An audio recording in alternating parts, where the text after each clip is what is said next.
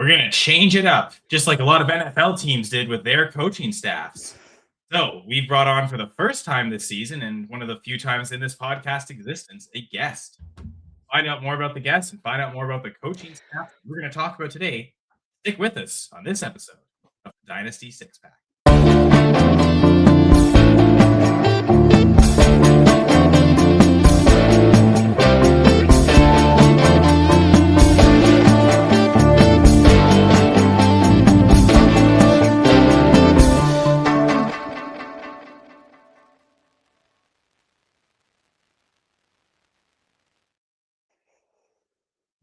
Hello, everyone, and welcome to episode 46 of Dynasty Six Pack. I'm one of your hosts, Kyle Senra. Joining me is one of my co-hosts, Jamie Perog. Jamie, how are you doing? I'm doing great, man. Excited to talk about some coaches because, NFL coaches, they has to be one of the hardest jobs in America. There's only 32 of them in this country. So, we got new coaches in the building, some optimism at an all-time high, and, patience is at an all-time low for these guys. So let's see how long this love story lasts. Our patience is low as well, so let's get right into the episode. But yeah, as we said, we're changing it up. We brought on a guest, first guest of season 2, a great fantasy six-pack contributor, whether it's articles or videos, live streams, golf DFS, NFL DFS, Sunday morning live streams alongside me. Ladies and gentlemen, it's Keith Flemming. How are you doing, Keith? I'm doing good. You could just say somebody who loves the sound of their own voice and also likes to be on camera. So very excited to be here. Both of you guys do great work. I'm not a huge Dynasty guy in general. I have dipped my toe in it the last couple of years. It's so difficult and there's just so much to it. I'm still trying to figure out my strategy in my leagues, but I definitely respect it. Where before I just thought you guys were degenerates of a different, level. But that's still true. I think we are. Amy and I are definitely Dynasty degenerates, so that's fair, but in a good way. Like I said, changing it up. We'll be talking about the NFL teams in the NFC for this episode that changed their head coaches, and we'll even get to some offensive coordinators as well. Trying to find Dynasty takeaways from certain players, positives, negatives. So Keith, even though you don't play a lot of Dynasty, the coaching changes have huge impact, and that's something that we could all discuss and have great insight about. See from the sweater for those watching on the Fantasy Six Pack YouTube channel, which, by the way, go subscribe and like there. Appreciate your support. Lots of great shows. 2 Off the Tee. Isn't there another 2 show about baseball? There's at least 2 shows with the number 2 in it. I think there's way more than 6 shows, but it's the Fantasy Six Pack YouTube channel. Check that out. But watching on video, you see Keith's got the Atlanta Falcons sweater. So definitely a lot of insight about what's happening with the Falcons. Love to hear his thoughts. As he said on his golf show last night, I didn't just bring you on to rant about the Falcons, but that's a real nice bonus that we can have. But you're a smart football guy, so looking forward to getting to that. Appreciate that. Well, we're not going to get to the Falcons right away. We're going to savor that for a little bit. Yeah, we'll ease into it, I suppose, with the New York Giants. And I suppose that's really fitting because chronologically, I believe they were the first team that actually hired the head coach in this new cycle. That was maybe some consider the biggest fish in the pond, John Harbaugh, being hired by the New York Giants. And just to look at his coaching history, it's extensive, but it's also one team. He's been head coach at one point in the NFL, Baltimore Ravens, from 2008 up until this 2025 season that just passed. Before then, he was a special teams coordinator with the Philadelphia Eagles from 98 to 2006. So another long tenure. I suppose most, if not all, that would have been under Andy Reid. Also, I guess with the recent national championship, a team that's been in the news, he was the University of Indiana special teams coordinator back in 1997. And immediately preceding that was a tenure at the University of Cincinnati from 1989 to 1996. Again, all 3 of those spots as special teams coordinator, what Harbaugh is known for. I actually found this surprising, though, researching his history. He was a tight ends coach at the University of Pittsburgh in 1987, and then a running backs coach at the University of Western Michigan from 1984 to 1986. We're talking along that. There's not a ton of coaches that we're going to talk about coaching in the 80s, but I just found that interesting that, okay, we know of him as a special teams guy, but there is some offensive ties there, tight end and running back specifically. What did you guys think of the Harbaugh hire in general?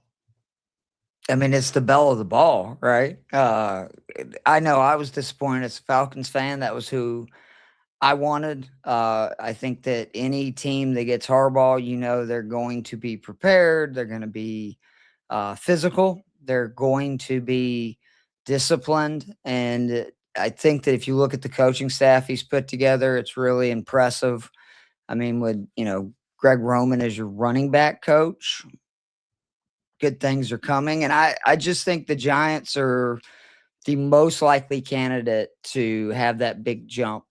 We see it every year, like 2, 3, even 4 teams that are, near the bottom of the NFL. And then they have this great season. Look at like Jacksonville last year. I mean, there's always 1 or 2 of them, Detroit a few years before.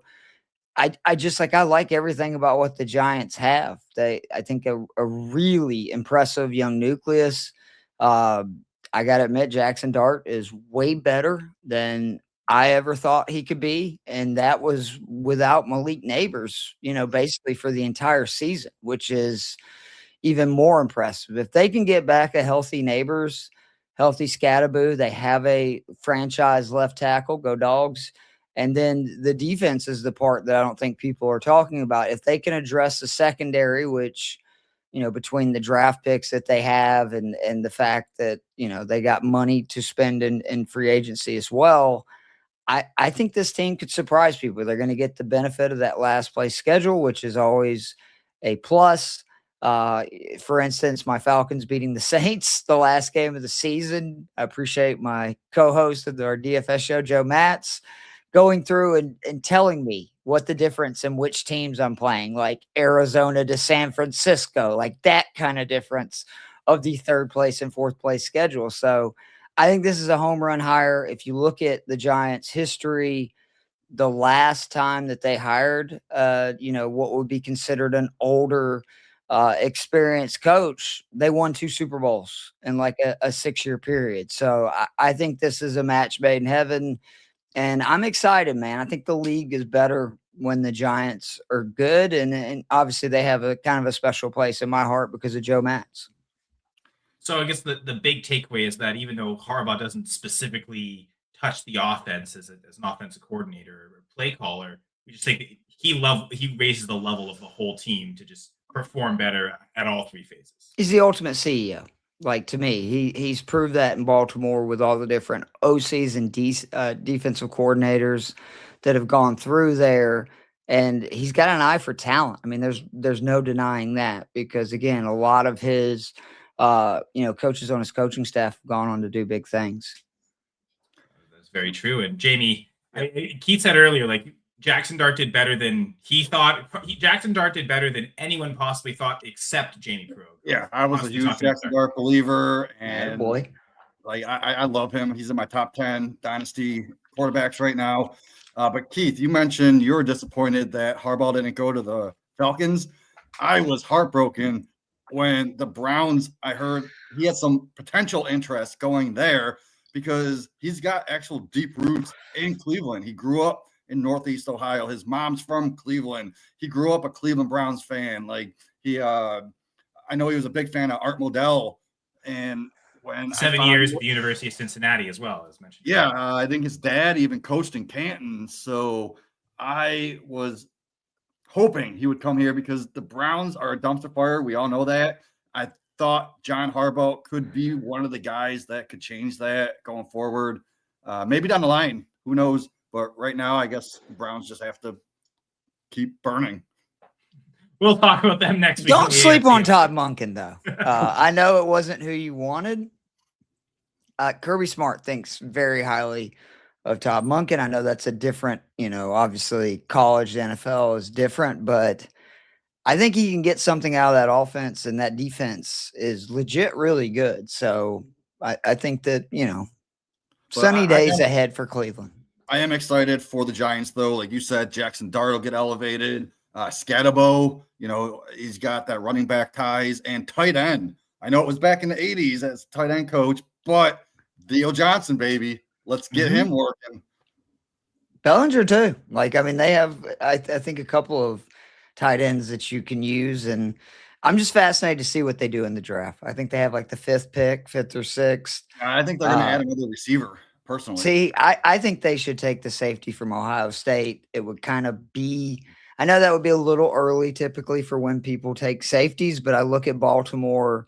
They took Kyle Hamilton. I think it was 10th overall, which everybody thought was too early as well, when he was the clear, top safety in the class. And he really kind of, changed that defense by adding him. And I think that, you could see a similar thing there. But again, I can understand if they want to go wide receiver, because really after Nabers, there's not much there. And who knows, is Nabers going to be the guy he was before? When is he going to be ready? All that kind of stuff. That's the one question mark I have for New York, is when, you're basically your 2 best offensive position players, Scatterbo and Nabers, are coming off pretty horrific injuries. What players are they going to be in year 1 returning from injuries? It would certainly be a positive for Jaxson Dart if they re-signed Wan'Dale Robinson. Yes. I feel like that's it feels like if you can get him, at least you can run the offense through him while you're waiting for Nabers to return, or you're waiting for a rookie to develop. And I mean, maybe to your point, Jamie, if they don't re-sign Wan'Dale Robinson, maybe that does signal to them that they are going receiver. That's a good point. So Keith likes a lot of the betting DFS. I suppose if we don't see Wan'Dale re-signed, if there's a way to bet on that being a receiver at number 5, maybe that's a good pick. There we go. There's some non-dynasty advice, but now, as much as Harbaugh is a really big positive, and I know Keith mentioned the staff, and you put Greg Roman in a spot where he's not offensive coordinator, he's running backs coach. Are we happy about Matt Nagy as offensive coordinator? Former head coach himself. Now, his tenure was Chicago Bears from 2018 to 2021. So that was the bit of the Trubisky era, a bit of the Justin Fields era. So, he's not in that job. He's in the OC job. He can't mess it up as bad as he did in Chicago as a Packers fan. That makes me happy. He's been offensive coordinator at Kansas City Chiefs twice. 2016 through 17, and then 2023 through 2025. Before that, he was also on the with Andy Reid on the Chiefs as the quarterbacks coach, 2013 through 2015, and then again in 2022. So immediately preceding those stints as offensive coordinator. So yeah, is this should we be worried about Matt Nagy being there, or John Harbaugh's positive influence maybe outweighs anything negative that comes from it? I mean, people overlook, to me, just because somebody was not a good head coach does not mean that they're not a very good coordinator. And I think Nagy is a prime example of that. You can't be the OC with Andy Reid for that long without, knowing what you're doing. And I mean, I look back at the Alex Smith offenses in Kansas City, another quarterback like Dart, who, is mobile. And I actually think Dart is a better just pure thrower of the ball.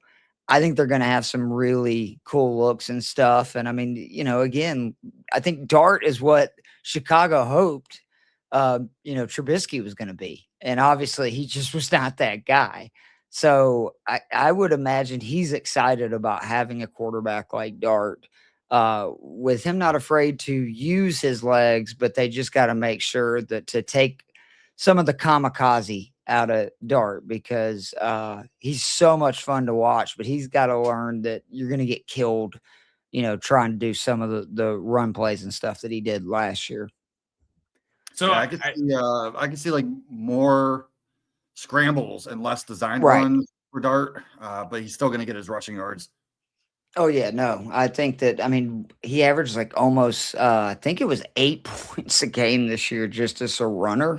And to me, that's, fantasy gold. That was, why I was so in on Jalen Hurts, even in the early years, is when you can just write down 8 to 10 points with, QB with their legs before anything else. That's a solid QB week in, week out. Now, Keith, I know someone you said you don't play too much Dynasty, so don't expect you to have Dynasty rankings, but we'll talk about Jaxson Dart to start with. Jamie, where do you have Jaxson Dart right now among your quarterbacks in Dynasty? I think we talked about this recently. I have him around QB 10, and I think, didn't you say you have him higher than me? I have Jaxson Dart at QB 6. So I just can't put him over Burrow right now, Herbert, Hurts, and even Lamar. So that would leave him at 9. Yeah, I do have him ahead of Burrow. Yes, we're a little different because I've got Lamar and Hurts ahead of him. Those are guys I still have in the top 5, as mentioned, for that rushing. But then that's what distinguishes it, right? Dart the runner versus Burrow and Herbert, the high volume passing guys. And right now I'm defaulting to preferring Jaxson Dart. So maybe I'm too aggressive. I don't know, Keith, what you think of that range? I love it. I love it. I said, where's Jaden Daniels at on y'all's list? I've got him at QB2. I got him at 3.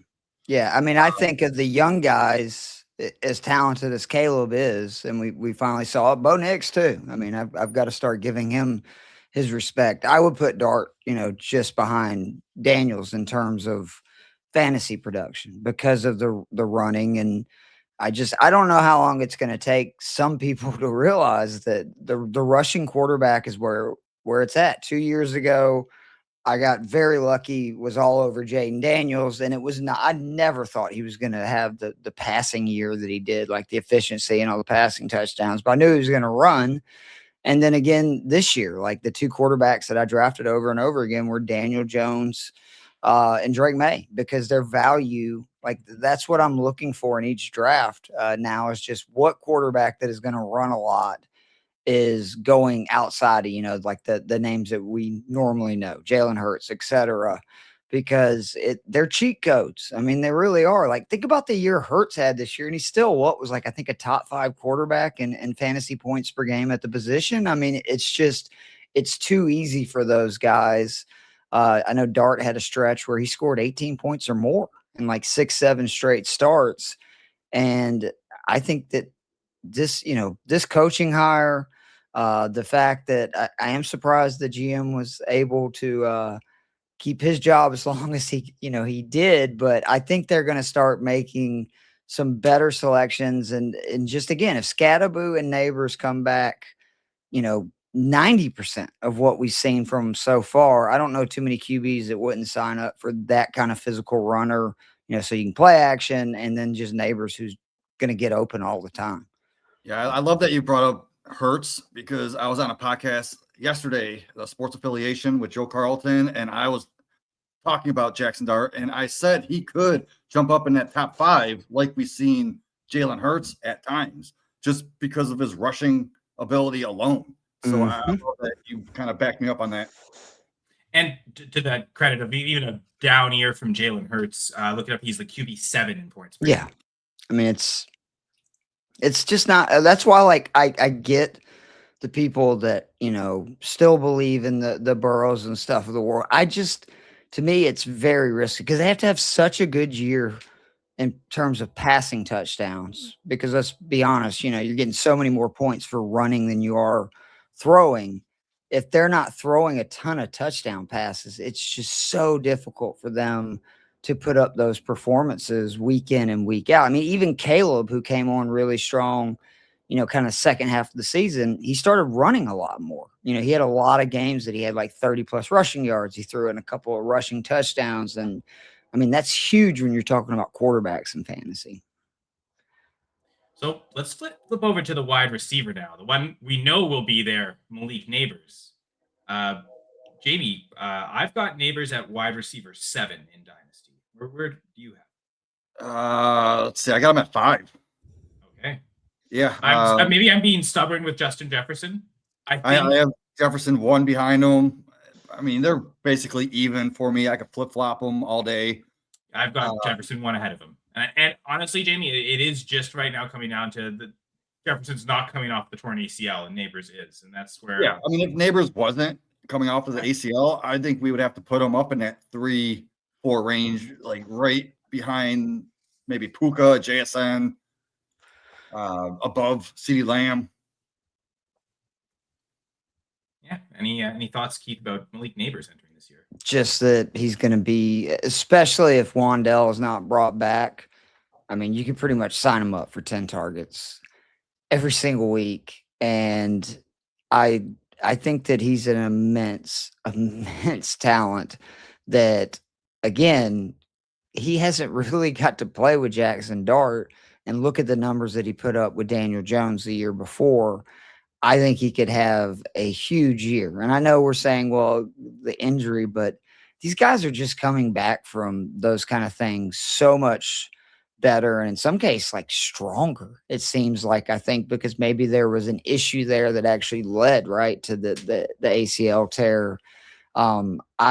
I don't have too many hesitations about him. I think he's one of those guys that if he's going, say in a draft this year as wide receiver 7, 8, sign me up, because the upside is potential, like, wide receiver 1 or 2. I mean, he put up almost a 40-point game, like right before he got hurt. Right. So that's a great ceiling right there. And so I think, like, thinking of where he'd be going right now in a super flex startup, let's say it's probably a mid second round pick, early second round pick. Does that seem fair, Jamie? Yeah, I could see that. I mean, who would we take over him, honestly? Well, like I said, I think Chase, the JSN Puka. I'm thinking backs, I would, but quarterback situation. Couple tight ends. It's mostly quarterbacks and whatever wide receivers you have ranked ahead of them. I could see him going late first round in a super flex. I mean, once like top 5 quarterbacks, you got Jaden Daniels, May, Allen, and then let's see. Do you think he's still going ahead of Dart, even if it's in a super flex startup? Do you think that's still happening? Yeah, I could see it. Yeah. I think so too, and that just makes me a little hesitant because I think I'd rather have Dart. I'd rather just invest in the quarterback in Superflex, knowing the rushing and, again, not dealing with the torn ACL. Again, maybe I'm overstating the injury. I do think it's a clear tier break. That top 7 wide receiver, it seems pretty clear to me. We've already mentioned them: Puka Nacua, Jamar Chase, Jackson Smith and Jigbo, Amon-Ra St. Brown, CeeDee Lamb, Jefferson, Nabers, however you want to order them. Ooh, yeah, you don't have my boy London in there, because I think he definitely belongs in that category. If you look at what he did the 7 games, this year, that he was really healthy before he got hurt at the end of the year. I just think it's going to be even more targets for him this year, because losing Algier, they're going to have to become more, I think, of a throw heavy team. I think London belongs in that class, but I understand why you're probably hesitant, because he hasn't really done it yet, but he kind of did. He had 3 wide receiver 1 weeks in the same season, which it's pretty rare for any guy to do that. So let's say you're in a super flex and you're at the 12 spot, right? And there's a 3rd round reversal. My first 2 picks, let's say I go Nabers and Genty. Yeah, I think knowing you have the 3rd round reversal, you only have to wait 1 round. You can be aggressive at not taking a quarterback, thinking you'll get a quarterback back in the 3rd. I could see Dart falling back to your 301. So that's the way to get that stack. You have a solid running back, a solid receiver, and a solid quarterback right off the bat. It just depends on the draft, obviously. You can go Nabers and one of the tight ends, perhaps McBride, Bowers. You can go Nabers again, Achane or Genty, so you can kind of double. I would go Genty over those positions, and then again get the quarterback in the next round. Even if Dart's not there might be another quarterback that you view as still worth taking at the start of the 3rd. So that's a good spot to be drafting Nabers, right? Again, end of the 1st or into that 2nd round. But Keith, can't stop you from talking about the Falcons. Already bringing up Drake London. Well, I just think that he's already kind of like the forgotten man. The reason Kyle Pitts got franchise tagged and is going to be making $16 million next year is mainly because Drake London got hurt. If you look, most of his production came in games that London was not playing. And that's not, hating or whatever. That's data, right? Like, it's out there. And again, the 3 wide receiver 1 weeks, and you look what he did the year before, and I just remind people the best quarterback he's had so far is Michael Penix. Like, that's the best quarterback he's had. I thought you were going to say Kirk Cousins. No, because Penix could at least push it down the field, and that is where London is elite. Like, he's just grown man football in those 50-50, deep balls. And I was listening to the Matt Harmon podcast, and he was doing his year-end grades, and I believe he had in his zone coverage beaters. It's funny. He had Puka and JSN first and second in both zone coverage and man coverage winning. But Drake London was top 5, one of his final nominees for best zone coverage defender beater.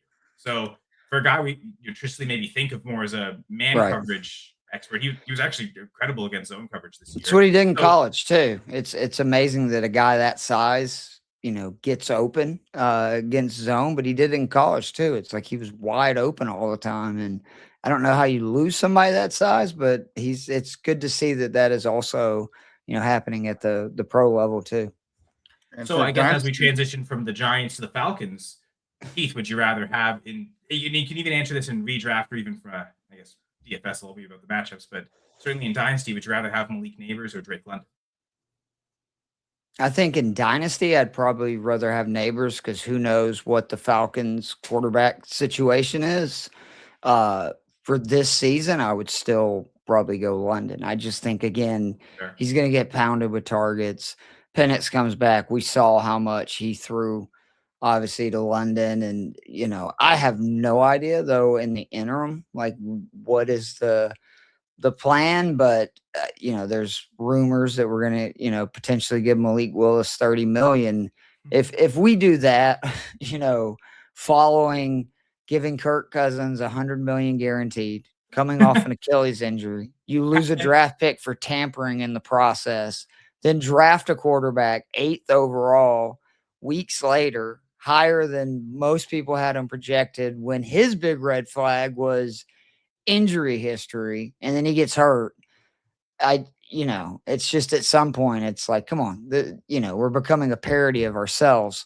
So I hope that they punt. I know it's going to be probably a tough year for the Falcons, but I think you have to ride this Penix thing out. Just find somebody to fill in the games, and then you go into next season making your decision. Do you have to go back to the well and draft another quarterback, or is he your guy? But I have real concerns. He's got the arm talent, no doubt about that. I actually have liked some of the things I've seen, but the injury thing is just there's too many injuries, and then for it to happen the first year in the NFL that he gets significant starts, that's terrifying, man, because, that's what makes LeBron James. I think guys like Jalen Hurts so underrated. Is availability is a talent. Like guys that are out there week in and week out, and you can just write down this guy's going to be here.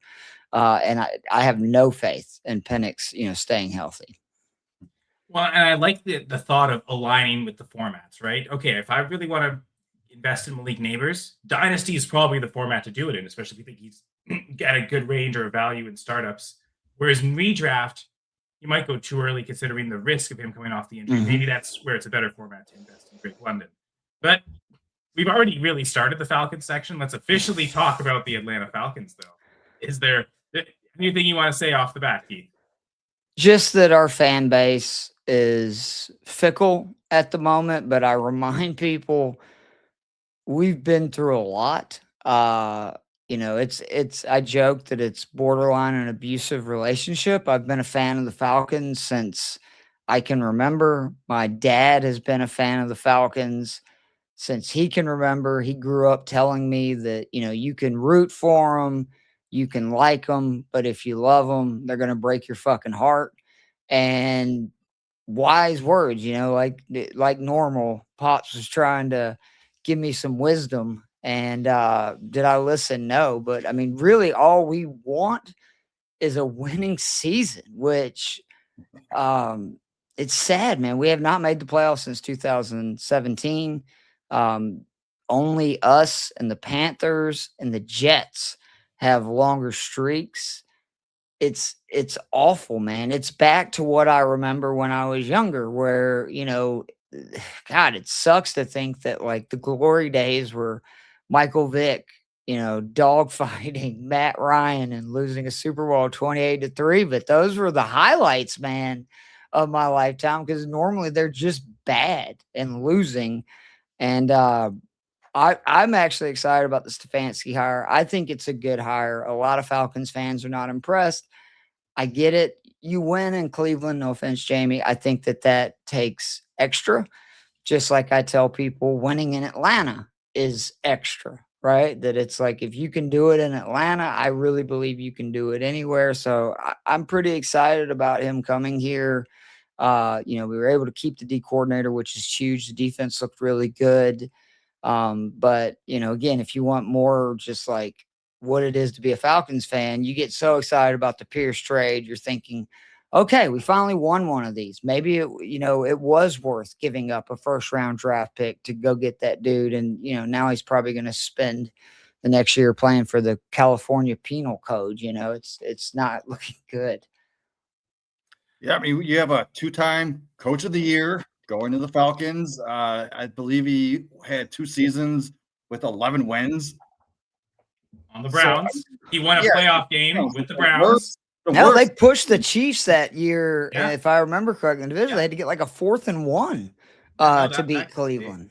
Baker almost won that game. I think that was the game Mahomes left hurt with that ankle injury, and Chase Daniel. Chad Henne got that little pass. Yeah.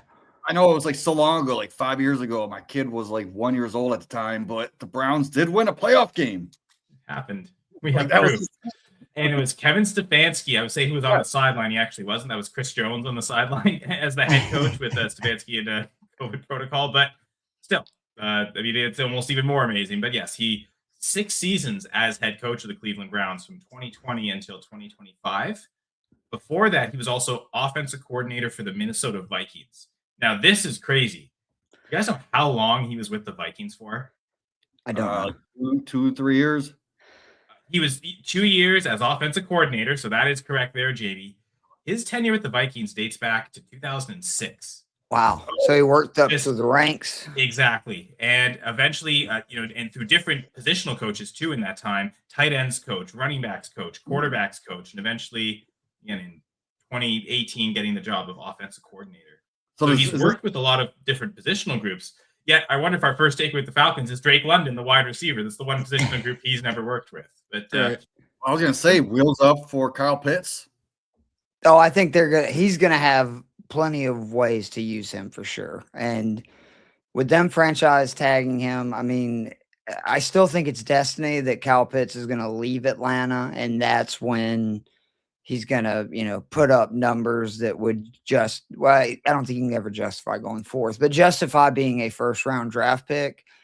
I also think we learned a lesson last year. You just basically play him as a wide receiver, which a lot of us have been screaming from the get-go of like, why are you lining him up in line? Like, he's a terrible blocker. And he's just not as explosive from that stance off the line to where you just basically line him up either in the slot or out wide. He's a big dude with good hands. That he's not like lightning fast, but he's quick for a guy his size. Again, semi hopeful, but this is the problem when you draft Bijan, Pitts, and London, and you don't have you didn't have a quarterback then. You don't have a quarterback now. And, we spent some serious resources in it in the last couple of years. Yeah, so I never gave up on Pitts. I was always a fan of him. Kyle, I think we had a conversation about Pitts. You guys were going to get rid of him for any 3rd-round pick. And I'm like, dude, no, he's a 1st-round talent. So right now, I have him in my top 7, top 8 overall Dynasty tight ends, and that's right around like that, right above Sadiq. So if you're grabbing Sadiq at 109, 110 in rookie drafts, I'd rather have Pitts. Oh, for sure. You know me in rookie tight ends, even though they seem to constantly be hitting the last few years, I'm still very skeptical if you can get an established guy. And I mean, I've got Pitts at tight end 8. So yeah, I don't think where you have him is too high, Jamie. And also, interesting who they chose as the offensive coordinator. I guess it makes sense. Stefanski chose someone familiar, but Tommy Rees has spent, so I guess it's 5 of the last 6 years as an offensive coordinator. The 1 year he wasn't an OC, he was the Cleveland Browns tight end coach in 2024. And then Stefanski promoted him to offensive coordinator last season. Before he was with Cleveland, he was the University of Alabama offensive coordinator in 2023. And then the University of Notre Dame OC 2020 through 2022.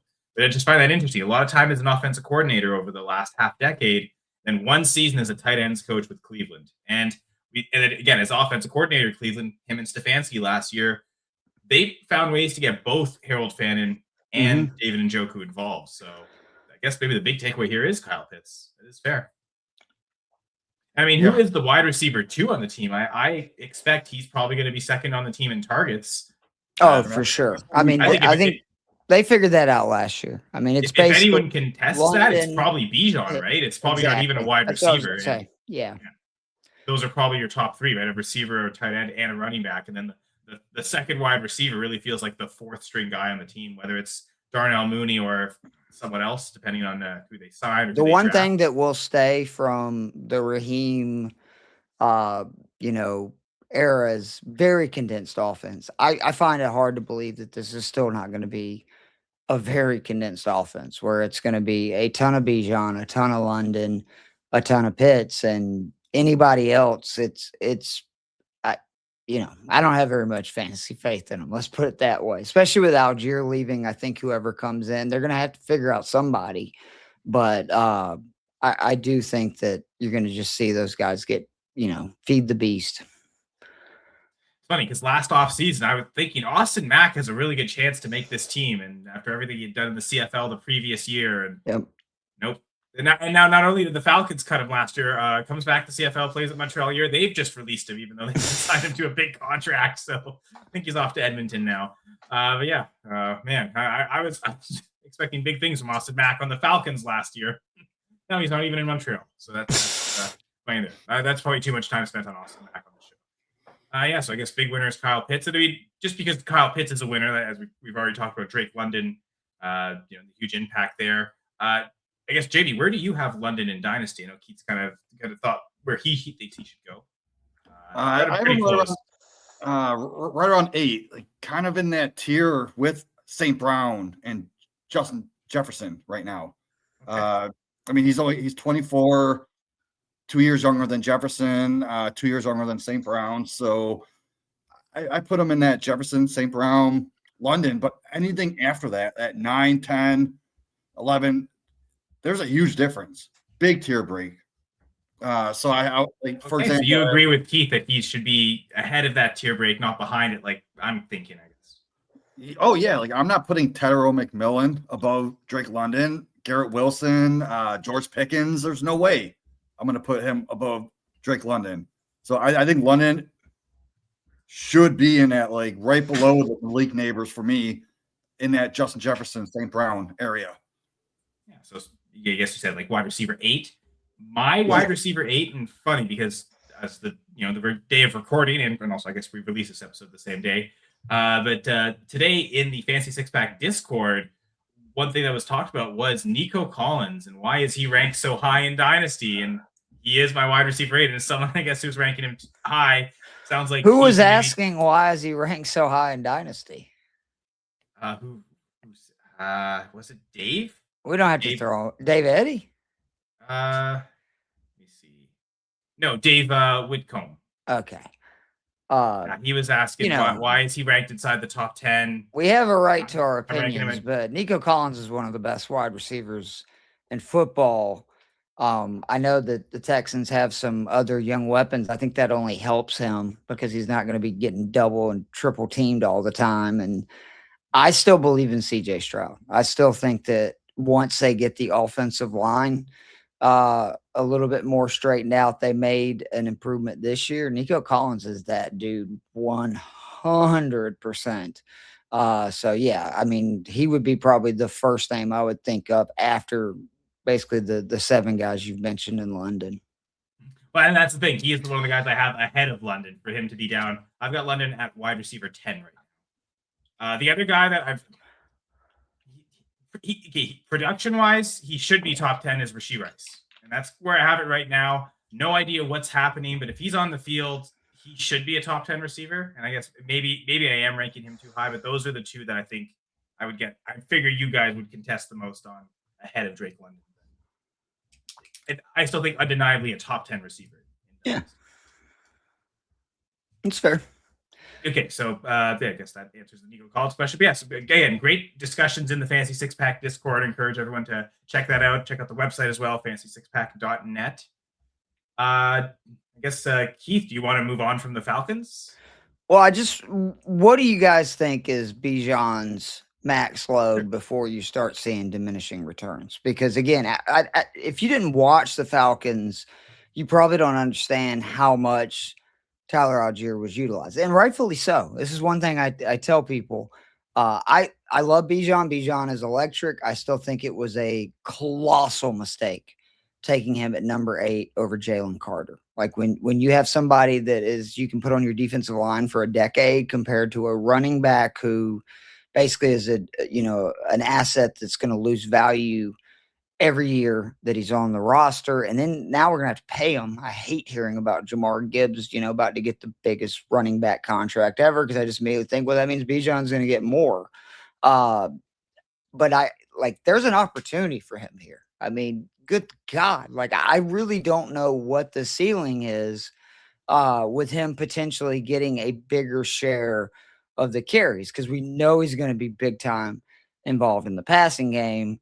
And, he's electric. The one issue is he has a lot of stuffed runs, which concerns me a little bit for this offense without having Algier. But he breaks so many. I guess it's a wash. But I just want to know, as somebody that's not a homer, what is his ceiling? Like seriously, with the extra opportunities. I think it's through the roof, because he was already seeing 70-80% of the snap share. Mm-hmm. He was getting 70% of the opportunities, and his receiving yards were top 5. His I think his receiving yards were 1 or 2, wasn't it, for running backs? Yeah, he had 103 targets last year. But his rushing yards was 100 targets. So imagine if he got a full workload, which 70% is a great workload. I know there was games where he had 80+% of the snaps. Imagine without Algier taken away from that, does he get into that 90%? I think he sees at least 20 touches a game. I think that's a lock. And with his ability to break a big one at, any time in the pass game or the run game, I think for fantasy, he probably should be the number 1 overall pick. And redraft leagues. I've done a lot of best ball, and I've taken him number 1 overall.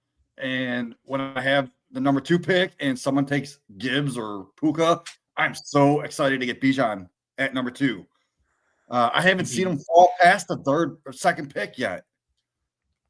No, I agree with that for sure in redraft. I guess I'm thinking more late first in Superflex. I'd still probably rather invest in the wide receivers. So if I was doing, I just don't believe in buying running backs. That's been one of the things in Dynasty that I've kind of made a rule, is just I try to get value in backs, whether it be through trades or, just picking up, spare parts here and there. I try to invest capital on, both of the ones I'm in are tight end premium. So tight ends are obviously something too that I'm attacking. But overall, I just want to make sure I'm loaded at receiver.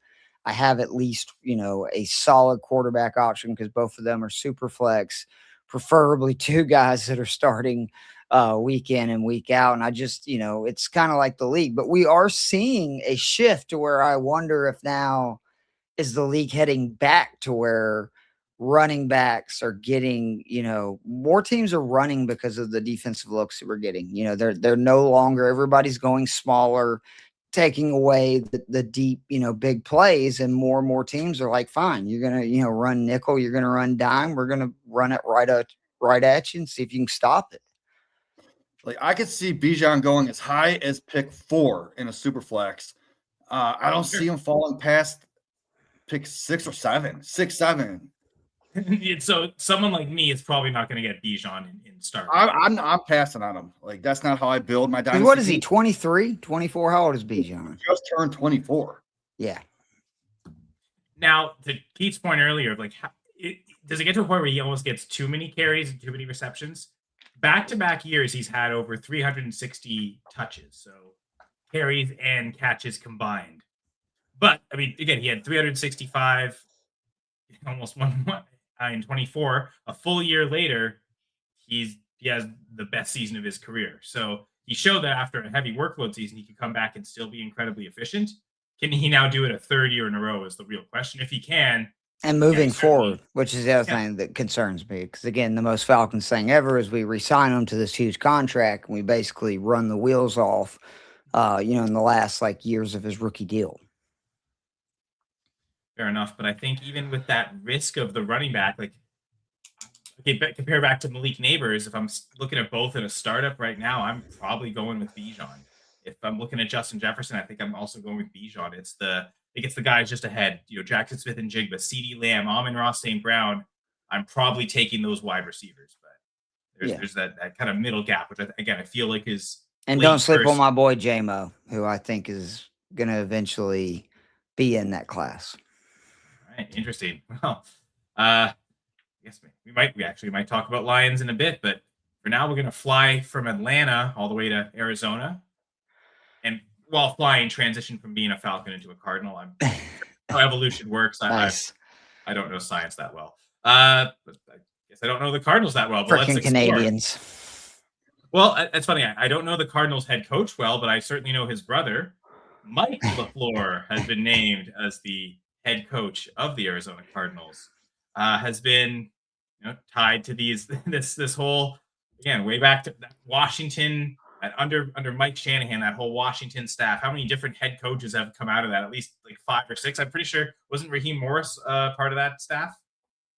We had a very similar thing in Atlanta the year that we went to the Super Bowl, where if you look at it, everybody, pretty much every really good coach, because we're all working under Shanahan, who was the OC. And I just always think about that. You lose the Super Bowl 28-3 and see 4 of the best coaches in football leave your organization. It's maybe it wasn't Dan Quinn, didn't really have anything to do with that run. But this is just another situation of there's no QB and it's a mess until you find that out. Unfortunately, Arizona is just like Atlanta, a lot of talented dudes that I think have a chance to be. The Michael Wilson thing is the strangest thing I can ever remember, ever. Where a guy went from, he was fine to, oh my God, is this dude like Jamar Chase or something? I mean, it was insane. And then McBride is obviously, other than Brock Bowers, the best tight end in football. So whoever the quarterback is, that's a good situation. I think we all can agree Kyler Murray's out of there. They're working on that. And I don't know where they're going to go. This would be an interesting spot for Malik Willis. So, seriously, if I was Arizona, you can get rid of Kyler. I actually think Willis would work with the weapons that they have here. But I just, outside of, again, can Wilson come back and have another big year, especially with Harrison Jr., healthy, doing his thing? It's going to be interesting to see, how do you feed 3 miles like that? Because what was Harrison, an 8th or 9th overall? I know he was a really early pick. I think he was a top 5 pick. There you go. McBride is, again, I don't know why you're not throwing of the draft. Sorry. Right, exactly. And McBride, I mean, why would you not feed him the ball 10, 15 times a game? And then I would be really intrigued, again, by the Michael Wilson thing, because just his size and everything, he is more in that Nico Collins, vein, where he's just a nightmare matchup because he's so big and so fast. Now, it's interesting when you talk about the quarterbacks, right? Because Mike LaFleur has been an offensive coordinator at 2 different spots in the NFL, and it feels like it's complete opposite ends of the spectrum when it comes to quarterbacks. So you've been the Rams offensive coordinator the last 3 seasons. So you've had Matthew Stafford to work with. Yeah, so that was 2023 through 2025. Immediately preceding that, 2021 through 2022, New York Jets. Was that Zach Wilson? Who was their quarterback? No, that would have been Zach Wilson's rookie season and second season. Yes, so Zach Wilson to Matthew Stafford, right? But actually, he had 2 offensive coordinator stints in college, but 12 years ago at University of Davidson in 2013, and then St. Joseph's University 2011 through 2012. So a few offensive coordinator stints, but it's really with the 49ers, where he made a name for himself. 4 seasons under Kyle Shanahan. What does it say about you when your brother doesn't hire you? Oh, they wanted to hire him. There was a thing where Mike. Okay. That was the thing with the Jets. So he was wide receiver coach with the 49ers, 17, 18, and then they promoted him to passing game coordinator, so Mike LaFleur couldn't poach him. Gotcha. And then they wanted to do it again, and I think Matt was going to make Mike the QB coach or give him enough responsibility that they'd be able to get him from the 49ers. And Shanahan was also about to promote him, but neither wanted to make him the OC. And then Robert Saleh came in and stole him. That makes sense. Okay. Because I was just going, man, you can't, like, if you're not going to hire your brother, I don't know if that's such a good sign. Yeah. And I mean, Matt LaFleur's had good offensive coordinators, so he never wanted to overstep. Nathaniel Hackett, who I know we can. That to your comment earlier, again, very good OC. Yes, the Denver thing was a mess. This guy is a good offensive coordinator. Period. There's too much evidence throughout the years that he is. And since Hackett's left, it's been Adam Stenavich, the offensive coordinator, and Matt LaFleur really likes him. Works wonders on the offensive line. So that's something that they were never he could never find the right spot to promote him high enough to where higher than everyone else is doing. So, and now he's a head coach, so now it's probably not going to happen for a while. Now, Mike LaFleur's decision, who does he choose as his offensive coordinator? Well, he goes to Nathaniel Hackett, right? And so we talked about that tenure. Broncos head coach for 1 season, not even a full season, 2022. It's funny. Hackett actually replaced LaFleur with the Jets and became the Jets offensive coordinator in 23 and 24 after Mike LaFleur left for the Rams. How about that? Again, also with the Packers under Matt LaFleur, 2019 through 2021. Jacksonville Jaguars offensive coordinator as well. He was the one that turned around Blake Bortles, which I think people forget. That's why maybe they do give Murray, one more shot. Because, I mean, no offense to Blake Bortles, but if you can, he made Blake Bortles look like a really good quarterback, and evidence almost got him to the otherwise Super Bowl. Evidence otherwise is showing he's not. So he worked wonders there. That was I remember when that tenure, that's why I was encouraged when the Packers hired him. I just thought that was a really good hire for Green Bay to make because of that. Now, this I forgot about when researching that the Jags wasn't his first stop as offensive coordinator in the NFL. He was the Buffalo Bills OC from 2013 through 2014. I'm wondering if that's Ryan Fitzpatrick era. Yeah, that might even have been young Tyrod. I don't even know that far back. You're right. Maybe 14. Maybe that was rookie Tyrod. You're right there. He was, before he was the Bills OC, he was also the offensive coordinator at the University of Syracuse, 2011 through 2012. And the year before he was the Jags OC, and then the year before he was the Syracuse OC, he was also the QB coach for both of those spots. So, I think that this is all about developing the quarterback, right? That's what it seems like. And again, Mike LaFleur, if he's had any hand in anything, it's been in wide receiver development. So I wonder if he's got two good ones. Wide receiver background with the 49ers as a wide receiver coach. Is the reason the Cardinals hired him is because they think he can unlock Marvin Harrison Jr. I mean, I haven't given up on him. I just think that it's one of those deals again. Who's the QB? Who's throwing it? Because Kyler Murray, it was really bad last year. Like a percentage of on-target pass attempts was by far the worst in the NFL. And you can have the greatest receivers of all time. Really? Worse than Max Brosmer and J.J. McCarthy? Well, I mean, I mean, it was worse than McCarthy. Guys that started, I think it was like at least 4 games. Yeah, it was. And I mean, it's because he takes so many sacks, right? Like, his percentage. Those are counting as a that's a drop back still. Yeah. And then also, he throws it away a lot. But I just. You see that the two together is bad because if you throw it away a lot to avoid sacks, that's a good thing. But if you take a lot of sacks and throw it away a lot, that's that was Caleb this year, right? Like everybody knocks his completion percentage, but in reality, so many of his throws now are throwaways, which is what they wanted to do. Is like stop turning the ball over, just throw it away, and you'll figure it out. Don't take the sack, don't get the interception. That incompletion out of bounds that's a positive. Exactly. Yeah.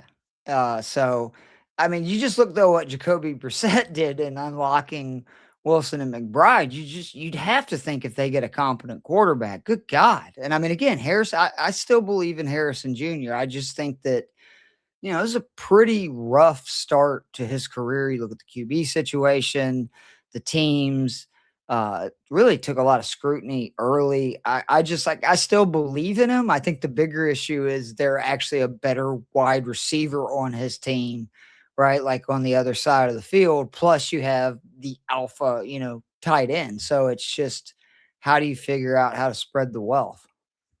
I think he is a really difficult player to rank. Like, in spite of Michael Wilson's success, I'm still ranking Marvin Harrison Jr. ahead of him in Dynasty. I imagine you're doing the same, Jamie. I'm sorry. What was the question? Wilson and Harrison Jr. So I have them really close, but Wilson is at his peak. Harrison is right above him, but there has to be a scenario where Harrison jumps back up into that top 5, top 10 wide receivers overall, because we all know he's so talented. Like, he's got the bloodline. We saw it in college. He was 101, 102 in rookie drafts, right? So get him a good quarterback, feed him the ball, and he can jump back up into that. I made a mistake right before the Michael Wilson breakout in your league, Kyle.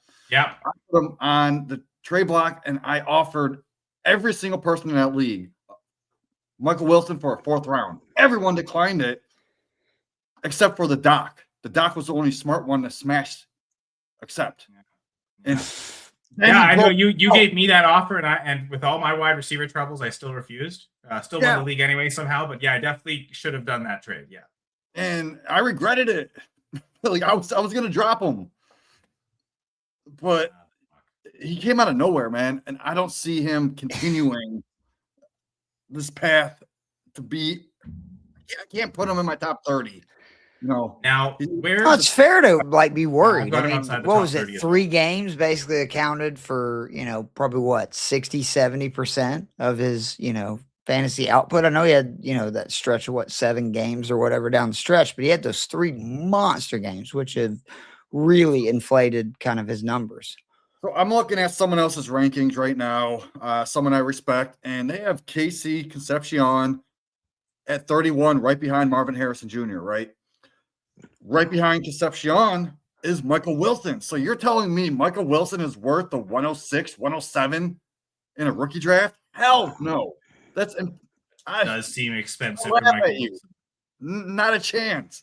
That seems like what someone would have paid last year in the hype of it all just to get the points. But now we're so far away from a season and actually scoring points. Yeah, I wouldn't do that either. So, okay, it makes it sound like, in my one question here, Marvin Harrison inside the top 20 or outside? You make it sound like you currently have him outside the top 20. Right. Like Devonta Smith, Jalen Waddle, Marvin Harrison, Jameson Williams. I'm going to take Marvin Harrison out of all those guys. Ooh. I do have Harrison the highest there. I keep that would put him for me in that 21 to 23 range. I've got Harrison at 18. Okay, so I love it. That might be a little high, but I still think, in spite of any success the receivers have, though, I think we all believe this offense runs through Trey McBride as the target. He's going to lead this team in targets again if he's healthy the whole way. Even if Marvin Harrison breaks out, he's still, I think, a long way behind Trey McBride. And both can coexist. So, especially with an average or below average quarterback, tight ends are your best friend. And I also think this team is going to want to run the ball. I mean, that's something that I think is lost in all the numbers they put up last year. They were throwing it 5,000 times a game, which obviously that helps if you're got a tight end or wide receiver in fantasy. I think LaFleur knows I got to run the damn ball. That's going to be the priority. And I do wonder if there's, especially with McBride, I agree. He is the number one cog in this machine, but I find it hard to believe he's going to see the volume that he did last year. I expect Arizona to be a little better. I expect him to run the ball a little bit more and just, again, I mean, he was close to leading the league in targets, I believe, this year. That's a great point. Running the ball, they need to give Trey Benson the ball. And I think people are ignoring Trey Benson 100%. I think that the injury and how long he was away was a huge factor. Presume James Conner will be released or won't be on the team. The pathway is there for Benson to be the guy. And I do wonder, losing both Conner and Benson fairly early in the season, like the first half of the season, both of them, that was probably something that limited their ability to run the football consistently. Oh, no, for sure. And they figured out that we can't have Kyler throwing it 50 times a game. That's definitely not. And that's apparently why Jacoby that works, but not Kyler. Yeah, exactly. So in my opinion, Trey Benson is a great buy low right now. I like that. Now, just quickly on Trey McBride, I know, Keith, you mentioned you still view Brock Bowers as the more talented one. Jamie, I think you've been pretty staunch, even at the height of Trey McBride, to still have Brock Bowers tight end 1 in Dynasty. Yeah, I can't put Trey McBride above him. Got Brock Bowers 1, Trey McBride 2, and then there's a big tier break. So they are 1 and 2, but I love Brock Bowers ahead of McBride because we don't know the quarterback situation. Well, I think they're back to the Nabers conversation. See as the thumbnail image. Like they're in that back end first round, early second to maybe mid second round range, I think, right now. And so you're kind of picking your poison with any of those players there. I think that's a solid range for them to go in. I think Mendoza is such an upgrade for Bowers. And he also was on one leg last year, like in the games that he played. And if you look at his numbers on a per game basis, they were still really good. I just think with him being healthy, they're going to, I think Genty is a stud, that they're going to start running the ball better. I think Vegas's offense, I believe in Mendoza. I think he's a perfect kind of quarterback for what they're trying to do, which is just, move the ball. Like when you have the weapons like Genty, Bowers, you don't have to do anything special, and should see what they do at wide receiver. But I think that, Bowers reclaims that top tight end where we're going, oh my God, this is closer to year 1 than year 2. And we'll talk about the coaching change next week on this episode on that team. But unless it's tight end premium, I'm not looking at drafting one of those tight ends in that late first, early second. If it's still defaulting to receivers, non-tight end premium. Still default to if Bijan or Gibbs is there. You mentioned even Genty. I'll be looking at these tight ends, McBride and Bowers, in the middle to late second round in a startup for super flex, non-tight end premium. But if it is tight end premium, I'm guessing that pushes them all the way into the first round. 112, 111 even. I'll be looking at McBride or Bowers. I might consider McBride at the wide receiver 3. I think I'd probably still go Puka and Jamar Chase, but I think right after that, whatever non-quarterback I want to take, I'm probably going McBride if it's tight end premium. And the reason I have McBride ahead of Bowers, the ceiling we saw from McBride last year, you mentioned if Bowers gets back to rookie season, he produced, I think it was 15.5 fantasy points per game as a rookie. McBride last year was 18.6 in full PPR, non-tight end premium. That's an incredible ceiling. Who was throwing to Bowers though? Think about this. Yeah, I know, but I don't know that Jacoby Brissett is really that amazing. But I guess my whole point is what we saw from McBride last year is the best points per game fantasy performance from any tight end over the last 3 years. I think Kelsey back in, I think it was either 2022 or 21, had something similar to that in that 18 point per game range. But McBride has kind of shattered the ceiling of what to expect. To your point, Keith, is that sustainable if the volume's not there? Though? I think that's. Well, I don't think that it's sustainable what he did. I think that he's still going to live around. Again, I think he is so good, but I just worry he's going to have less targets and opportunities. You're going to have both Harrison Jr. and Wilson there. You got to assume this team's going to run a little bit more. We talk about this all the time in the fantasy world. Regression a lot of times has nothing to do with the player. It's just they were in a unique situation the year before that led to that. And for Arizona, man, there was 5 games down the stretch. They were down 2-3 scores in the first quarter. Yeah, and it was just, Brissett literally, I think, threw it 50 times in 4 straight games at one point. That's just not going to happen, I don't think, again, no matter who their quarterback is. And to that point, if McBride returns to his 2024 production, that's 15.6 points per game. That's right there with Bowers. Yeah, I think that's more like what I would expect from both of them, and probably the one that's on the worst team overall would end up, potentially having more points because they're going to get more opportunities. The defense is worse. Now, to that point, like again, I have McBride ahead of Bowers, but right now, I've got one league that is a tight end premium league. Once the league rolls over, one of the things I am going to look at is the Bowers manager willing to add to Bowers to get McBride. At this point, because of my rankings and because of the ceiling McBride showed, I'm not willing to do it straight up. So I'm going to expect, even if it's something minimal, something back from Bowers. Okay, a player swap and I get the better player on the other side, or just Bowers in a draft pick, or you get a pick swap of some sort. So I'm going to explore, is that there? Can you capitalize right now on Trey McBride's amazing season to get Bowers plus for him? And so once that league rolls over and I'm able to find that trade maybe in a couple weeks back on the show, we'll reconvene. Is that possible to do? Or are the Bowers managers saying, he's too talented, I'm not adding to him to get to McBride, I'd rather just stick with Bowers? A lot of people are worried, which again, I watched him at Georgia. He's a freak, man. And he got hurt in that first game. And, the reports came out. It was one of those deals where he kept playing through an injury, even though, because that's the kind of player he is, even though they're going, this is not good.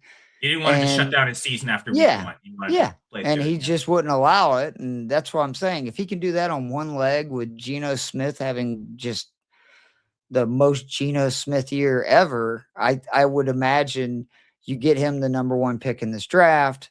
Again, they're going to run the ball. I think I like what Vegas is building if they get Mendoza here. I really do. I think that it's a really good young core. You got sort of, like the Cowboys, right? You got a stud receiver, you got a stud pass catcher, and you got a stud running back. Now, I don't know if they're going to have those stud offensive linemen, which nobody seems to want to mention from those Cowboys teams in the 90s. But I, kind of like with the Giants, the league's more fun when the Raiders are good. Now, to the point of the Raiders, didn't they lose their starting left tackle early in the season? And I believe that is correct. And we just saw that with the Seahawks. I thought Charles Cross in 24 got injured pretty early, and they missed the whole season. And the O-line fell apart. Like, hey, what are you going to do?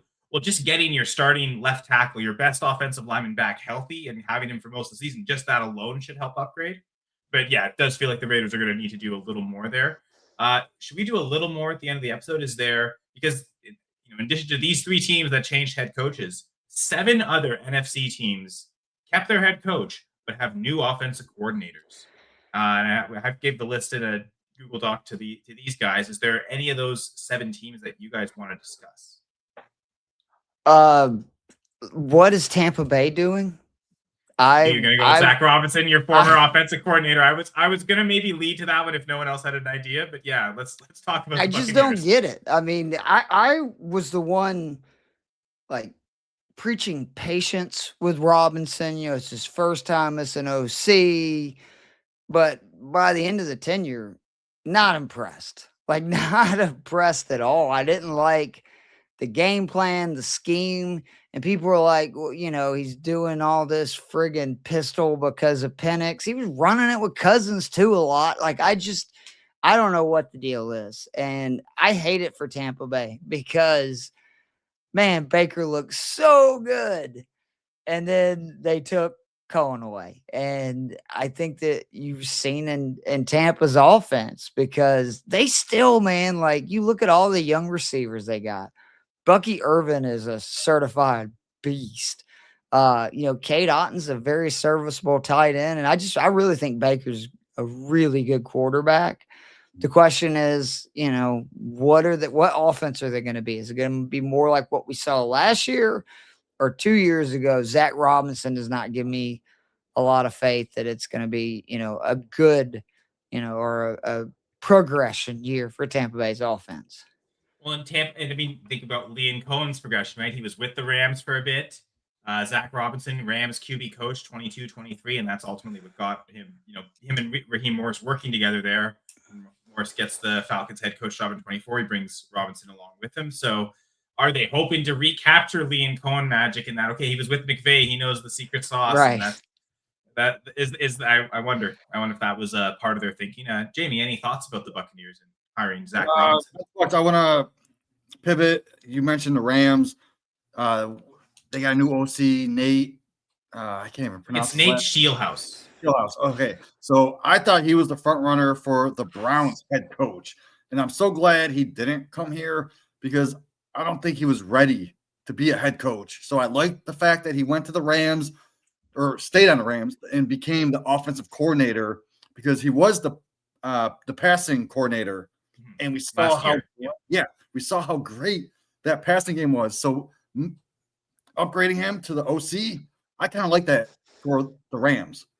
Because he had never been an offensive coordinator in the NFL yet. He had actually only ever been an offensive coordinator one time in his career. He was the Iowa State offensive coordinator in 2023. Wow. He was the wide receiver coach at Iowa State for the 4 years before that. And then he was the running backs coach the year before that, again at Iowa State. So 3 different jobs at Iowa State, going from running backs to wide receiver to the OC. And also running backs coach at the University of Illinois in 2050. So, he's worked at some different places, different positional coaches. But as you said, Jamie, no NFL offensive coordinator experience, just that 1 year at Iowa State. So now I guess he won't always be calling plays with McVay. It does seem like these McVay Reed types, they let their OC call some plays, but not all of them. So I do wonder if it's that. But again, we just saw Mike LaFleur get hired from that OC spot. So a jumping ground for Scheelhaase. It's still going to be the McVay offense, so I don't expect much change like I would maybe some other situations. But do you think he brings any different flavor to this team or changes anything at all? I want to pivot again to Seattle. Sorry, the offensive coordinator, I forgot his name. Fleury. So he was the run game for San Fran last year. We all know how good that offense was for the run. We see Walker. He's going to be leaving. So we got Charbonnet. But I want to see. Oh, you think he's definitely gone? I think he's gone because I want to see them draft a guy. Wow. Everyone's sleeping on Mike Washington Jr., dude. If you've done your rookie scouting, this guy is a physical one-cut runner. He's different than Walker because Walker was an outside type of guy. This Mike Washington can just straight similar to Charbonnet's run style, right? Let's align with the same type of back. Charbonnet is going to be leaving after this year. His contract's over. So a year from now, I could see a Mike Washington Jr. actually be a 3-down back. He has that skill set, that physical size. He's got the versatility and that run style, like a David Montgomery, to be able to smash in that offense. So he's very explosive. Where's Walker going though? I mean, I would be shocked if they let him leave when they let him Walker out. Right after, he basically won him a Super Bowl by the run he went on, the last, basically since Charbonnet got hurt. Well, and I do wonder if that Charbonnet injury, maybe they were planning to walk, but let him walk away.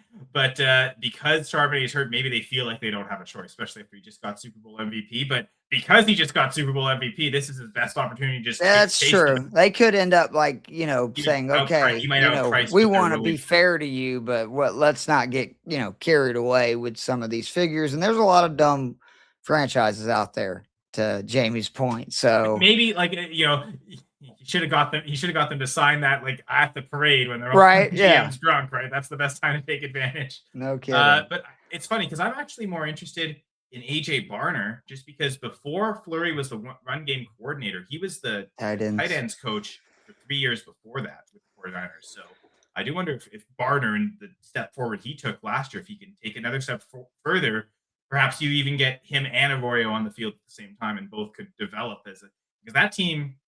We'll see. I mean, maybe they let Rashid Shaheed walk in free agency, and then there isn't much in that receiving room outside of Jaxson Smith and Jigba. Well, you could see, I think, with JSN, too, you just basically copy what Los Angeles did, 2 years prior, where you let JSN, basically be in that Puka role, and you just run a ton of 2 tight end personnel and, just pound it. I don't know if they're good enough blocking tight ends where that would make a lot of sense, but, I mean, we've definitely seen without a doubt that Sam Darnold, the key to his success is if you can run the ball and let him play action, he'll kill you, straight up. Darnold has been very impressive, with his down the field passing. And it's not like they were really using Shaheed on this run anyway. I mean, if we're being honest, he was huge, obviously, in special teams, but yeah, you're right. I mean, he wasn't really seeing any ball. Yeah. And they'll get Torrey Horton back, to be honest. Yeah, he that's true. He was coming on before, and then he got hurt, right? So you at least have that second option. I kind of forgot about him in the moment. Forgot about him. So much has happened since then, right? Yeah, I know, right? And another reason I want them to grab Mike Washington Jr. is because he is willing to protect the quarterback. He has that physical size and the ability to pass protect, and that will get you on the field. So I can see him playing a part-time role this year with Charbonnet as a 1-2. But then once Charbonnet leaves, I can see Mike Washington being the. Are you saying with their first round pick, second round pick? I see him being a day 2 pick. Okay. Late second, I guess they'd be picking 64th or third, maybe. Like, I mean, in rookie drafts, I see him going in the 3rd round in mocks, and I'm like, dude, I'll take him in the 2nd round all day. We're getting so much in this episode, in addition to coaching changes and some dynasty impact. Already some rookie talk there.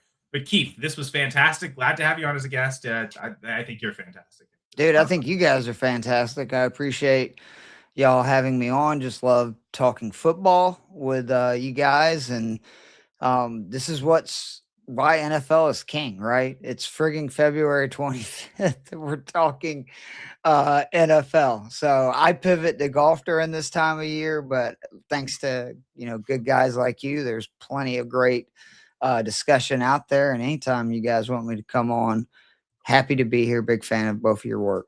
And go check out the Fantasy Six Pack golf episodes. I don't even like golf. Like, I play it, but I don't pay attention to it. I listen to Keith's episodes, and all I do is write down what he's saying, and I win so many bets. I'm just like, oh, Keith said this. Keith said this. So I bet it, and I freaking win. It's the best odds you're going to get anywhere. I mean, I tell people all the time, there's no sport where you're going to have it's like this week. There's a bunch of guys that backed out of the event. There's a very good chance somebody's going to win that's 100-1. To win this event or higher odds. There's no other sport where you can do that. You know what I mean? The Seahawks just did it. If you turn like Seahawks odds before was that season, really what they were before the season? I don't know if they were 100-1, but I thought I heard on a podcast, I believe it was Move the Sticks. They're one of the 5th longest odds Super Bowl winners ever from like I know if you pick the Seattle New England Super Bowl, I know that was like 225-1 because they both were, more on the bottom of either team made the playoffs. Yeah, but the problem is you have to wait 6 months for that bet to where if you bet for a guy to win the tournament 4 days, you'll know whether or not you want it. But we have a good time.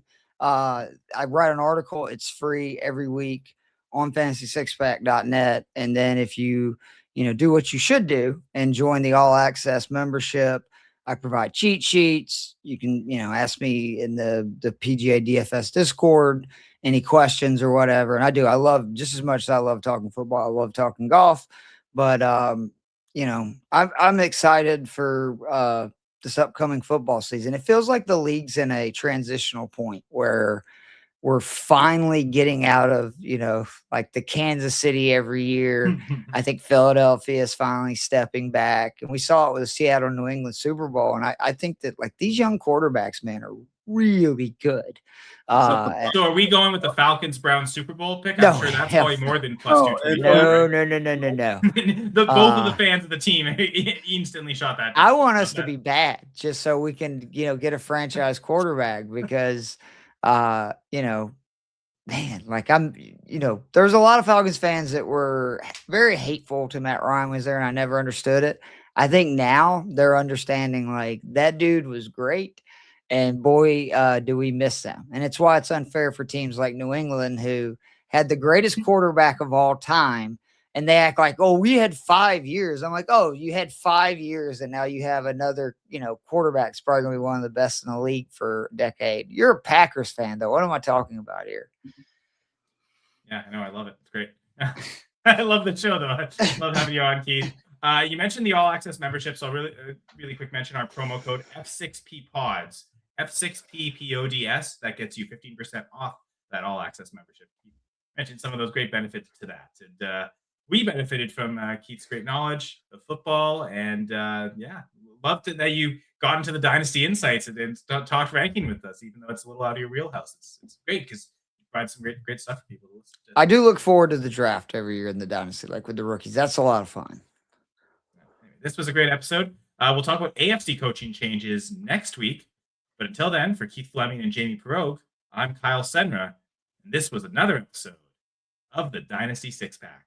Bye for now.